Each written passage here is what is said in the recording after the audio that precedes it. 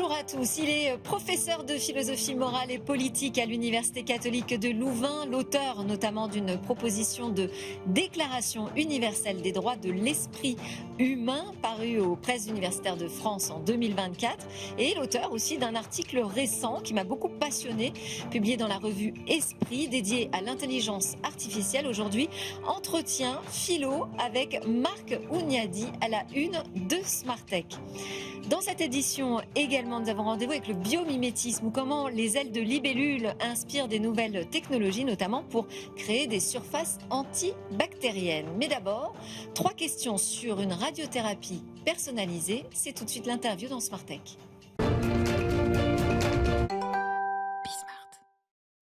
J'ouvre cette édition aujourd'hui avec Clémence Franck qui est connectée à distance avec nous. Bonjour Clémence, vous êtes la CEO, cofondatrice de Novagray, qui est une medtech française spécialisée dans la radiothérapie personnalisée, fondée avec le professeur David Azria de l'Institut du cancer de Montpellier en 2015. Alors vous développez en fait un test sanguin qui va permettre d'anticiper quels seront les risques de complications liées à la radiothérapie. Expliquez-nous comment cela fonctionne. Effectivement, donc nous, Delphine, chez Novagray, on développe les premiers tests qui permettent d'évaluer la tolérance des patients à la radiothérapie. Donc ce sont les tests sanguins réalisés avant le démarrage de la radiothérapie et qui permettent d'évaluer le risque d'un patient de développer des effets secondaires à long terme après la radiothérapie. Donc on s'intéresse à 2 indications en particulier, le cancer du sein et de la prostate. Donc on a 2 tests aujourd'hui disponibles marqué CE. Et pourquoi finalement s'intéresser à ces 2 indications-là et à la radiothérapie? Il faut savoir que la radiothérapie, c'est un des piliers dans la lutte contre le cancer. On estime que plus d'un patient sur 2 atteint d'un cancer en bénéficiera pendant son parcours de soins. Et la problématique, c'est que cette technique, qui est très efficace, elle peut provoquer l'apparition d'effets secondaires à long terme chez 5 à 10% des malades. Donc ces effets secondaires, ils ne sont pas réversibles, donc ils ont un impact important sur la qualité de vie des patients. Ils nécessitent des traitements qui peuvent être lourds et donc le corollaire, c'est qu'ils représentent également des coûts pour le système de santé. Et jusqu'à aujourd'hui, les radiothérapeutes, avant de démarrer un traitement, n'avaient aucun moyen de savoir si un patient était à risque ou pas. Donc les traitements qui étaient délivrés étaient des traitements standardisés avec des doses standardisées. Donc nous, aujourd'hui, on apporte une innovation majeure puisqu'on apporte le premier outil qui va permettre de guider le dans le choix de la bonne technique d'irradiation, dans le choix de paramètres très importants du traitement, que ce soit la dose, le nombre de séances, le volume d'irradiation, etc. Donc c'est vraiment une avancée majeure. Juste qu'on comprenne bien, donc Clémence, parce qu'en fait on n'est pas tous égaux en matière de radiosensibilité. Et ma question c'était comment ça fonctionne? Comment est-ce que vous procédez à partir d'un test sanguin? Donc c'est un test sanguin, un test qui se décompose en 2 étapes, une étape biologique brevetée, une étape algorithmique. L'ensemble de l'analyse dure moins d'1 semaine, donc on ne retarde pas le démarrage de la radiothérapie. Et depuis mars 2025, le test est disponible via les laboratoires Eurofins Bioménis, c'est-à-dire qu'une patiente peut soit réaliser son prélèvement sanguin au sein de son centre de radiothérapie, soit au sein de laboratoires de ville, et en moins d'1 semaine, les résultats sont fournis à son oncologue radiothérapeute. Donc les résultats qu'on fournit sont très simples à interpréter par le médecin. On fournit un risque qui classe les patients et les patientes en 2 catégories de risques, risque faible ou risque élevé, de faire des effets secondaires après le traitement. Mais quel que soit l'effet secondaire, ou le risque est évalué pour chaque effet secondaire? Alors, pour le cancer du sein, on s'intéresse à prédire le risque de fibrose mammaire. Donc, c'est un sein qui va se durcir, se rétracter, qui peut être très douloureux pour la patiente et qui est inesthétique. Et puis, pour le cancer de la prostate, on cherche à prédire le risque de toxicité de la zone pelvienne, donc aussi bien les toxicités urinaires que digestives. Et alors, quand vous parlez des 2 méthodes, c'est-à-dire méthode biologique et algorithmique, donc biologique, c'est quoi? C'est une prédestination génétique qu'on aurait à développer ces symptômes, et algorithmique, c'est l'étude sur plusieurs patients. Enfin, comment ça fonctionne? Ouais.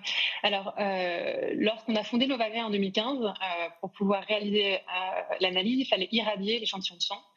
Et pour des contraintes réglementaires, l'analyse doit être réalisée au sein de laboratoires de biologie médicale.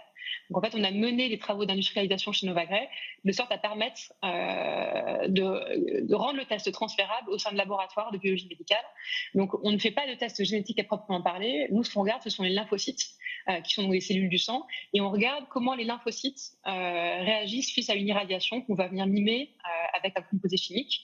Et ensuite, selon que les lymphocytes meurent beaucoup ou selon que les lymphocytes ne meurent pas, on va pouvoir classer les patients en 2 catégories, risque faible ou risque élevé.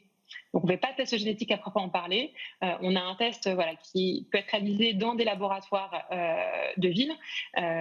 Et donc l'étape biologique, c'est cette fameuse brique qui permet de reproduire l'irradiation et d'évaluer comment cette irradiation va avoir un impact sur les lymphocytes du patient. Et ensuite, on a une brique, la brique algorithmique, elle, qui permet d'analyser les résultats qui ont été générés à partir du protocole biologique. Et donc, ça permet aux oncologues de modifier le traitement de manière plus personnalisée. Exactement. Donc, nous, on fournit une feuille de résultats qui présente le risque du patient, donc risque faible ou risque élevé. Il se trouve depuis 2022, la Société savante française de radiothérapie, donc c'est le collège d'experts français qui compose des radiothérapeutes qui définissent les plans de traitement à suivre pour les patients, à intégrer nos tests à ces recommandations. C'est-à-dire que maintenant, il est recommandé en routine de réaliser nos tests avant tout démarrage de la radiothérapie pour un cancer du sein ou de la prostate. Et dans ces recommandations-là, la SFRO est allée plus loin puisqu'elle a suggéré des modifications thérapeutiques en fonction du résultat qu'on fournit. Donc les radiothérapeutes ont aujourd'hui un guide très clair qui leur permet donc d'affiner, d'adapter, donc de personnaliser la prise en charge de leurs patients. Donc on le disait tout à l'heure, les modifications thérapeutiques, elles vont de choisir la bonne technique d'irradiation ou la technique d'irradiation la plus adaptée en fonction de la sensibilité du patient, définir la dose totale ou le nombre de séances. On sait que c'est les patients qui ont un risque plus faible de faire des événements indésirables, Oui. des effets secondaires. On va pouvoir réduire le nombre de séances en augmentant la dose par séance. Merci Clémence. Merci Clémence. Je crois qu'on ne peut pas rentrer malheureusement dans le détail des différentes thérapies qui seront mises en place. On a bien compris en tout cas que c'était un progrès. Au bout d'une semaine à peu près, les oncologues peuvent avoir ce résultat et adapter le traitement. Merci beaucoup Clémence Franck. Je rappelle que vous êtes la CEO, cofondatrice de Novagray.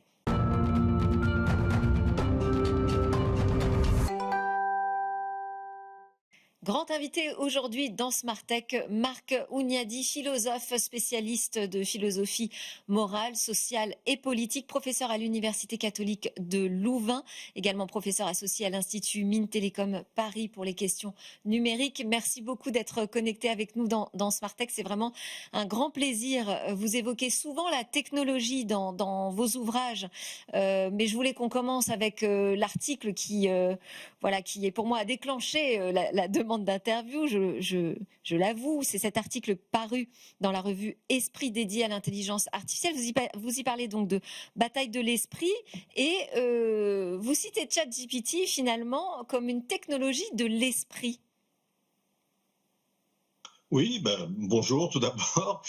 D'une manière générale, c'est très important, je pense, de caractériser, de qualifier les technologies numériques de technologies de l'esprit. C'est-à-dire que ne pas simplement les considérer au fond comme des outils extraordinairement pratiques, ce qu'ils sont aussi naturellement, et donc chaque outil remplissant au fond sa fonction, et alors on peut très facilement mesurer les avantages et les inconvénients outil par outil. Je pense qu'il faut une vision beaucoup plus globale et considérer effectivement ces technologies comme une technologie, comme des technologies de l'esprit, par quoi je ne veux pas dire seulement que ce sont des technologies qui au fond remplissent des fonctions cognitives, vous voyez, celles qu'on attribue normalement à l'esprit, mais que justement c'est beaucoup plus large, c'est-à-dire que le numérique, les technologies numériques instaurent une nouvelle relation au monde, c'est-à-dire c'est une façon de se rapporter au monde. Il se trouve en effet que les technologies numériques sont de plus en plus un médiateur, une médiation obligée au monde, c'est-à-dire qu'on doit passer par le numérique pour accomplir la moindre de nos actions. Et par conséquent, c'est véritablement notre accès au monde qui est en jeu, ce que aucune technologie n'avait ni la possibilité, ni même la prétention de faire jusqu'à aujourd'hui. Mais aujourd'hui, elle s'interpose, le numérique s'interpose entre nous et le monde et développe ainsi ce que j'appellerais un méta-réflexe, qui est au fond le réflexe général de s'en remettre aux machines, à une machine, dès qu'on a un problème. On voit ça, par exemple, aujourd'hui, très clairement chez les enfants, qui, dès qu'il y a un problème, une question, s'adresse soit à ChatGPT, soit un moteur de recherche, soit etc. Donc, s'adresse directement à la machine. Et je crois que d'une manière beaucoup plus... c'est un réflexe qui se développe de manière beaucoup plus générale, et c'est en cela, si vous voulez, que je considère que c'est une technologie de l'esprit dans ce nouveau rapport au monde qu'il instaure et qu'il représente une certaine forme de danger quand même duquel il faut se protéger et dont on ne mesure pas toujours les enjeux. Oui, alors c'est vrai que aujourd'hui, pour tout, hein, vous l'avez dit, pour tout, on doit d'abord obéir aux machines, obéir aux interfaces qui nous sont imposées par des grandes plateformes, par des géants du numérique. Alors vous nous dites que quand on doit combattre un ennemi, voilà, il faut connaître ses intentions, et que le problème, c'est que les buts de la guerre menée par ces géants du numérique sont pas forcément très clairs. Pour autant, vous êtes convaincu que cette conquête de l'esprit, c'est vraiment la mère des batailles, hein. C'est comme ça que vous le définissez, et qu'aujourd'hui, vous dites, en fait, l'Union européenne, avec ses réglementations, elle se trompe finalement en essayant de protéger l'individu plutôt que l'esprit. Expliquez-nous. Oui, c'est exactement cela. C'est-à-dire que la mère des batailles, c'est cette colonisation de l'esprit. Je pense que c'est ça le but ultime visé, pour la raison simple que quel que soit le but qu'envisagent les géants du numérique, ce que j'appelle les tech-titans, et ces buts, on ne les connaît pas forcément, et peut-être qu'eux-mêmes ne les connaissent pas vraiment, et peut-être que ces buts, au fond, émergent de technologie en technologie, avec par exemple, maintenant, l'intelligence générative, eh bien, au fond, peut-être de nouveaux buts sont nés. Peu importe, quel que soit le but que ces géants poursuivent, il devra passer par la colonisation de l'esprit. C'est-à-dire que le but ultime, c'est qu'au fond, nous soyons obligés d'être connectés à ces machines en permanence, que nous soyons obligés de passer par ces machines. C'est ça que j'appelle la colonisation de l'esprit, et elle a de grandes influences, de grandes conséquences, des conséquences de longue portée sur l'esprit lui-même. Et donc, première tâche, identifier ce champ de bataille, dire c'est ça qui est en jeu. Et non pas seulement justement les droits individuels. Les droits individuels, c'est l'aspect sous lequel généralement on traite les problèmes éthiques, que ce soit au niveau national, international ou en entreprise, avec les chartes éthiques, etc. Il s'agit toujours de défendre les droits et libertés, de protéger le respect de la vie privée, de protéger les données, etc. Ce qui est très bien, ce qu'il faut faire. Hein, les droits individuels sont attaqués de toutes parts, c'est évident, donc il faut les défendre. Mais ce que je dis, c'est que, au fond, ce combat-là n'est pas à la hauteur de l'enjeu global, qui est celui vraiment de l'esprit. Par conséquent, toutes les mesures que prend l'Europe, par exemple, qui est immensément productrice de textes normatifs sur le numérique. Il y avait le RGPD, mais il y a le DSA, le DMA, le DGA, l'IA Act, etc., etc. Il y en a énormément. Donc tous ces textes, au fond, ne protègent les individus qu'en tant qu'ils sont utilisateurs du numérique. Et ils ne le protègent pas, c'est pas du tout leur but, de le protéger du numérique lui-même. Or, si l'on considère que c'est l'esprit, en quelque sorte, qui est assiégé par le numérique, c'est l'esprit qu'il faut protéger. Et on ne peut pas protéger l'esprit au sens où je l'entends, c'est-à-dire comme relation au monde, comme l'organe au fond de notre relation au monde. On ne peut pas protéger l'esprit avec des droits individuels, tout simplement parce qu'on pourrait imaginer un monde entièrement numérisé qui respecterait parfaitement les droits individuels. Et d'ailleurs, ce que je dis là n'est pas une fiction, puisque en fait, c'est vraiment l'horizon que propose l'Union européenne. L'Union européenne a ce grand projet pour 2050 de digitaliser l'ensemble de notre vie sociale. Il y a un vaste projet d'économie digitale dans l'Union européenne. Et l'Union européenne, en même temps, est très attentive, évidemment, à respecter les droits individuels. Donc, c'est l'horizon que nous propose l'Union européenne. Or, je pense j'affirme même qu'on ne protégera pas l'esprit en ajoutant, par exemple, un droit individuel, pour la raison que je viens de dire, c'est-à-dire qu'on peut imaginer un monde entièrement numérisé et parfaitement respectueux des droits individuels. Et donc, il faut changer de cadre normatif. Et c'est ma proposition de proposer donc de déclarer l'esprit humain patrimoine commun de l'humanité, comme on l'a fait pour les fonds marins, avec une autorité dédiée, comme elle existe pour les fonds marins, on en a beaucoup parlé récemment, y compris avec une déclaration universelle des droits de l'esprit, qui serait au fond très différent dans son esprit, si je puis dire, de la déclaration des droits de l'homme, qui est, elle, strictement axée sur les droits individuels. Alors, effectivement, je l'ai cité dans ma présentation en introduction de l'émission. Vous avez publié une proposition de déclaration universelle des droits de l'esprit humain parue aux presses universitaires de France en 2024. Mais à quoi ressemblerait finalement un crime contre l'esprit ? C'est une très bonne question. Vous voyez, là où le crime contre l'esprit commence, c'est quand on fait de chaque utilisateur, de chaque personne, de chaque individu, ce que j'appelle un opérateur cybernétique.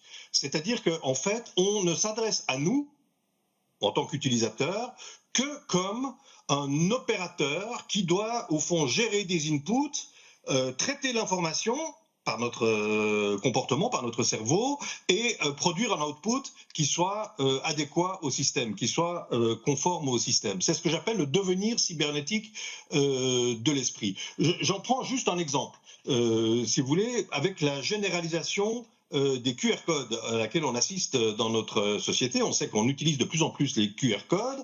Or, les QR codes présentent cette particularité qu'ils ne sont pas déchiffrables par l'esprit humain. C'est pas comme un signe, c'est pas comme un pictogramme, c'est pas des chiffres. Il faut donc une machine pour le déchiffrer. Et en fait, quand on nous demande de présenter un QR code pour, par exemple, ouvrir une porte, eh bien, ce que nous faisons, nous, c'est mettre en relation deux machines. Donc nous sommes réduits, au fond, notre comportement est réduit à la mise en relation de deux machines que par ailleurs nous ne comprenons pas. Donc voilà ce que j'appelle, c'est un exemple particulièrement caricatural, mais on voit bien qu'il se généralise, de devenir cybernétique de l'esprit. C'est-à-dire, au fond, notre rôle se résumera, au fond, à faire fonctionner des machines. C'est ce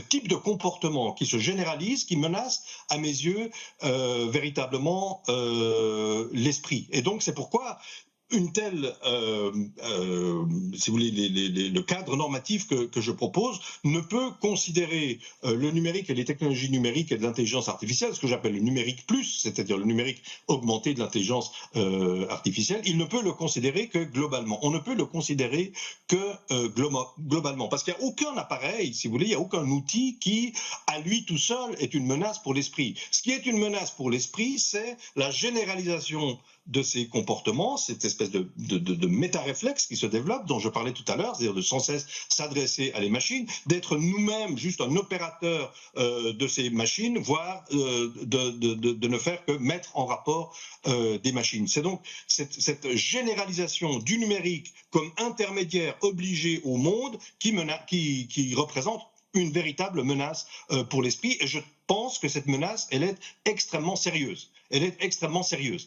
Et donc c'est pourquoi il faudrait en fait aussi une autorité dédiée, comme on l'a pour les fonds marins, l'AIFM, l'autorité internationale pour les fonds marins, qui au fond débattrait, rendrait problématique, réflexiviserait, si vous voulez, si je puis dire. Donc il ne s'agit pas simplement d'interdire, mais de réfléchir à l'usage de ces outils numériques. Par exemple, je prends un exemple, ChatGPT par exemple, dont l'usage se généralise, qui est une technologie absolument extraordinaire. Moi, je suis fasciné tous les jours, et donc vraiment, il faut l'admirer. Moi, je trouve qu'on l'admire pas assez, on n'explique pas assez, notamment aux jeunes, comment ça marche, etc. Ça a l'air naturel, là on pose une question, il répond, c'est quelque chose de tout à fait extraordinaire. Mais donc je n'ai aucun problème avec cette technologie. Néanmoins, je trouve tout à fait scandaleux, alors véritablement, que ChatGPT, dont on savait pertinemment qu'il allait avoir d'immenses répercussions sur la société, sur les comportements, sur les individus, sur les professions, que ChatGPT ait pu être mis sur le marché par une simple décision de marché. Justement, vous voyez, c'est une chose, par exemple, qu'on ne fait jamais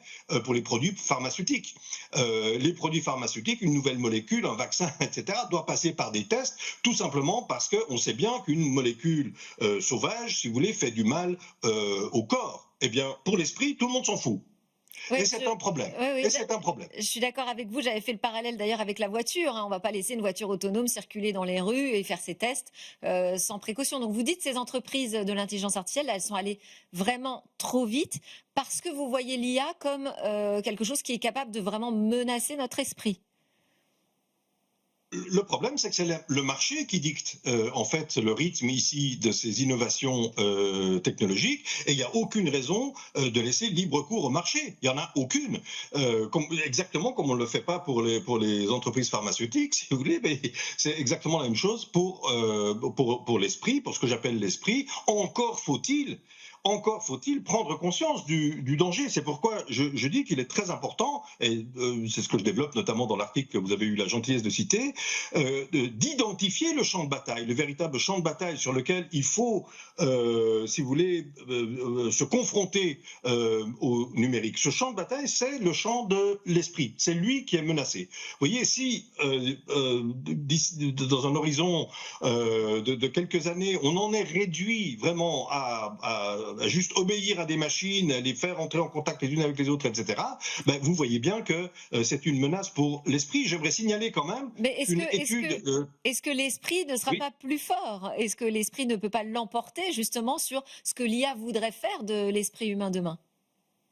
Alors, ça pourrait être le cas. Il y a toute une tendance, si vous voulez, qui pense à une IA des Lumières, c'est-à-dire qu'au fond, on pourrait utiliser l'IA dans le sens d'une intelligence accrue, différenciée, etc., etc. Je n'y crois pas une seconde, tout simplement parce que ce n'est absolument pas comme ça que le numérique s'impose aux gens, d'une manière générale, aux utilisateurs. Le numérique, pour le dire très vite, si vous voulez, le numérique s'est imposé à nous, tout simplement parce qu'il permet de réduire les coûts.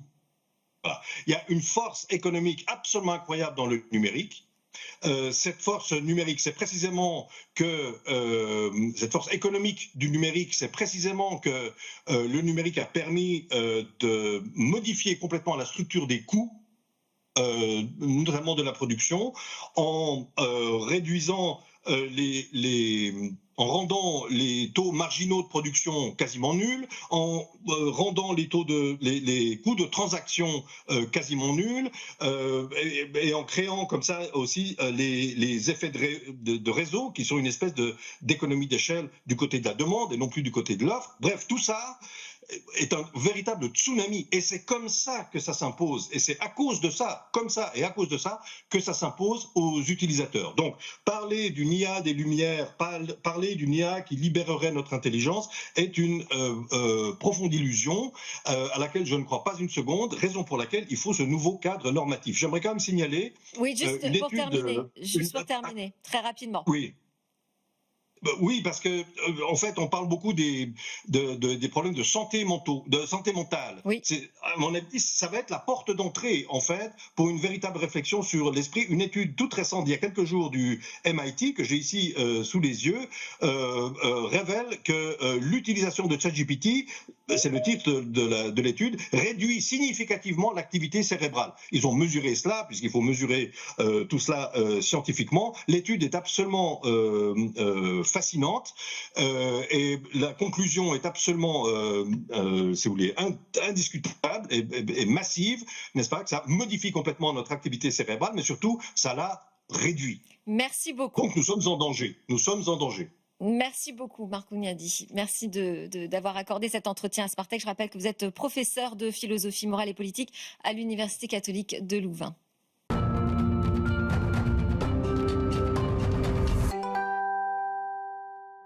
Et pour terminer cette édition, un regard sur le biomimétisme qui nous est offert aujourd'hui par Domiti Champetier de Ribes. Bonjour, vous êtes directrice marketing et commerciale chez Bioxégie. Bienvenue. Bonjour Delphine, merci beaucoup pour l'accueil. Je vous en prie, on va s'intéresser aujourd'hui à la surface antibactérienne. Des surfaces antibactériennes qui seraient inspirées des ailes de la libellule. Voilà, et on va en parler pour une raison très simple, c'est que dans le contexte actuel, on a plus de 80% des maladies infectieuses qui se transmettent par les mains. Oui. Donc finalement, on a découvert ça avec le Covid. Oui. Voilà, dans des lieux comme les hôpitaux, les écoles, les transports en commun, donc des lieux où on est souvent finalement, on va avoir énormément de transmissions infectieuses et ça crée pas mal de problèmes.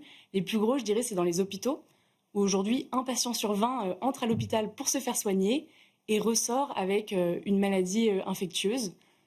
Souvent, c'est des bactéries qui vont résister aux antibiotiques avec le temps. Donc, ça va créer en fait des complexités dans le traitement, des surcoûts et des milliers de morts aussi, surtout. C'est ça qui pose le plus problème. Donc, on est face en fait à un enjeu de santé publique assez important et plusieurs milliards à l'échelle européenne d'argent qui est dépensé dans le surcoût de ces traitements contre ces infections. Et alors donc, on va regarder dans la nature si on trouve des bonnes idées et vous en avez trouvé du côté des libellules. C'est ça. En fait, les libellules, ce qui est intéressant, c'est que elle a des ailes qui se doivent d'être toujours propres parce que finalement, c'est ça qui lui permet de voler et qui lui permet de chasser, de se déplacer, etc. Et elle a trouvé une solution très ingénieuse pour ça, qui est en fait de structurer en fait la surface de ses ailes à une échelle vraiment microscopique. On va avoir des milliers de nanopiliers. Je ne sais pas si on voit on va le voir. On va le voir après. Et ce qui est intéressant, c'est que cette forêt en fait de nanopiliers va lui permettre de perforer les bactéries. Il faut imaginer que les nanopiliers, c'est 50 nanomètres, donc c'est 1 millième de cheveux. Donc autant dire que pour une bactérie, c'est comme être sur un nid de clous finalement. D'accord. Donc elle n'a aucune chance de survivre. Sa membrane est perforée. Finalement, le contenu se vide et elle meurt. Donc pour la bactérie, c'est ça qui lui permet de garder une surface toujours très propre, etc. Et ça, sans aucune molécule chimique, c'est vraiment un mouvement mécanique. Donc la bactérie, elle ne peut même pas créer de résistance comme elle pourrait le faire avec les antibiotiques, etc.